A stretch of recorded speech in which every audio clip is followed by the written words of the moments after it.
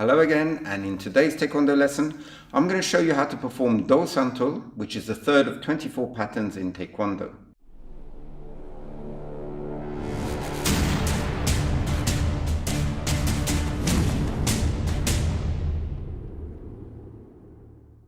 If you've been watching all my Taekwondo lessons so far, you'll know nearly all the techniques you need for Do Santul, so I don't have to explain them again. And I've listed all the lessons in the description below. So check through those and make sure you've learned each of those techniques before proceeding. But there are a few things you need to learn in addition to that. For example, a couple of ways of turning, a release motion, and how to punch in fast motion. So let's go through that now. In lesson number 22, I showed you how to do a straight fingertip thrust. And this makes movement number 6 of Do Santul. Straight after this, you need to do a release motion. Imagine somebody's grabbed your hand. You need to turn your hand, but you also need to push it forward. And you do this by pivoting with both feet, so you turn your body. This enables your hand to go forward. Okay? Don't bring it down, a lot of people do. Just forward like that. That's it. Now, it's like you've gone from walking stance to something like a sitting stance, but your heels are off the ground. So you do the release motion, then you keep the center of mass low as you go right round. And when you get to about this angle, you start winding up for the next technique, which is a back fist side strike. So you come up and down to perform the strike. And it's important that you turn to about here. If you turn too much, then you can't twist into the strike. You need to pivot a little bit to jerk the body to get a bit more power. Here's an example of the application of the technique. Practice this many times because it's a very tricky part of the pattern. Another thing to learn is how to do a spot turn. In movements number 3 and 11, you do a spot turn and move into an outer forearm high side block. Let me show you how you do this. The spot turn enables you to turn 180 degrees. You start by moving your front foot in. It can be done with the back foot, but in this case, it's done with the front foot. You step in where your heel line was and where it intersects the center line, there. Then you bring the weight onto that foot as you pivot and turn, and then you step into the walking stance, bringing the foot slightly back forward like that, in a slight curve. Okay? Then you perform the high side block. Now it's worth practicing this with a combination of a high side block and punch, because this is how it's done in Do Santul.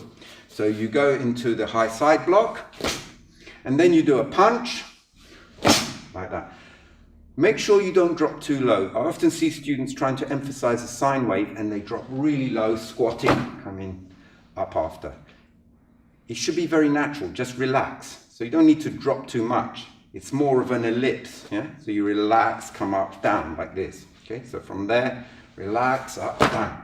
And then you do the spot turn, step, go into a neutral position, use a sine wave, and then again, punch. So practice that as a drill.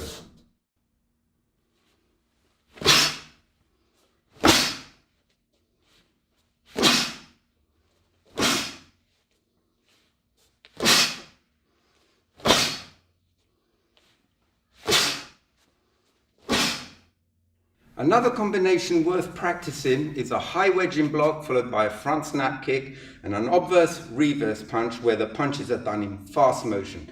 Let me explain what I mean by this. You do the high wedging block, which I showed you in the last lesson, and the front snap kick is done as a middle kick. So you've got to really lift the knee. But you've got to keep the arms in this position as you kick. And then you do 2 punches. Obverse punch means it's the same side as your front leg, and the reverse punch is opposite. But it's not done in normal motion. A normal motion would look like this, where you kick, you drop, relax, and drop. Fast motion, you don't have time to relax. So you go down, bounce up again, and straight down. It's very hard and sharp. Kick, down, down. And it's really worth emphasizing the pulling action to help speed up the punches. 2 common mistakes that I see with this is that people think it's fast motion, so you should do it as fast as possible. So sometimes I see this, kick, okay? Now it's fast motion, but not that fast. You always need to drop when you do a Taekwondo technique. And to understand why, you really need to watch the Taekwondo science videos on sine wave motion, where I'll explain why it's important to drop. Okay. So from here, kick, down, down.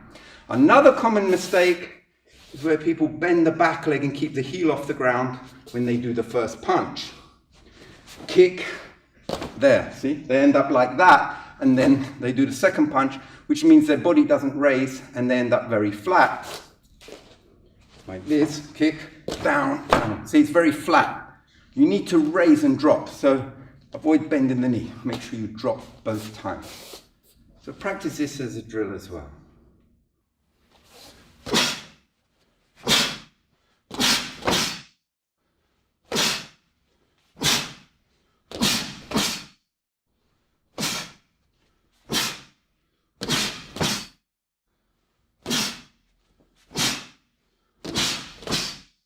Another technique worth practicing is a knife hand side strike in sitting stance. I showed you how to do a knife hand side strike in lesson number 7, but that was in L stance. In Do-san-tu, it's done in a sitting stance, where you strike to the flank and you look to the side. But you also do a single step to move across.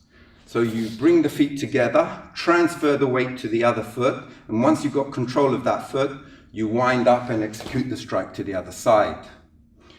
So as you bring the feet together, transfer the weight, but the way this foot moves is in a special way. Let me explain. When you bring the feet together, transfer the weight, this foot won't move straight, but it will move in a curve. You'll go slightly forward and across, like that. And this is to enable your abdomen to move a bit better to do the strike. Okay, so practice it that way. And another thing is, sometimes I see students waiting to strike before they look to the side. They'll avoid looking at the opponent and then turn very suddenly at the end. This is very unnatural. If you've got an opponent there, you will look as soon as you can. So from there and look. It doesn't matter if you look before you strike. In fact, that makes sense. You do it that way rather than do the strike and see what you're hitting after. Finally, we're ready to practice Do-san-tu. There are 24 movements in this pattern, and you start from a parallel stance position. So from parallel stance, you do the combination we practiced earlier. You do a high side block, followed by a punch. Then you do the spot turn, high side block, followed by a punch. Then you move on to your front leg and pivot it 15 degrees so that it's ready to go into L stance. So there, and then perform a knife hand guarding block. Then you do the straight fingertip thrust, movement 6, followed by the release motion, pivot right round, back fist high side strike.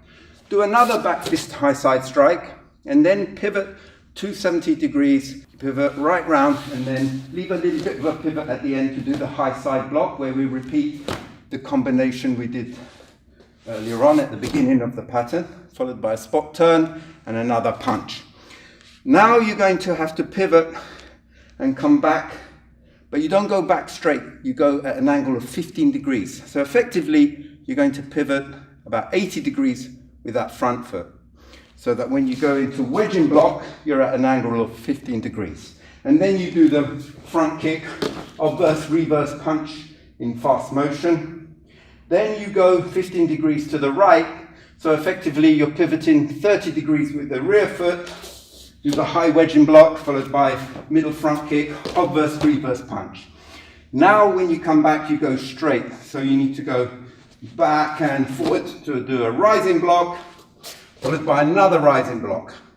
Then you pivot your front foot 180 degrees, right round, lower yourself and balance on this leg so it's ready for sitting stance, then wind up for a knife hand strike, and then you do the single step across and strike to the other side.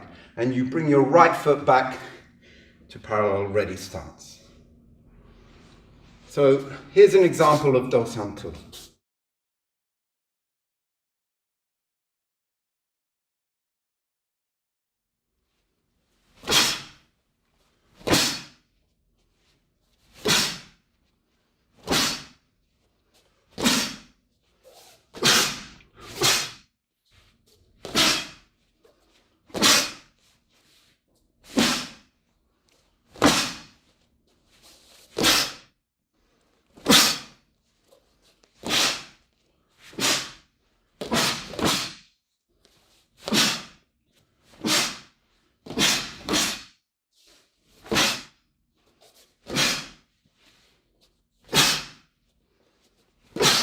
Dosan.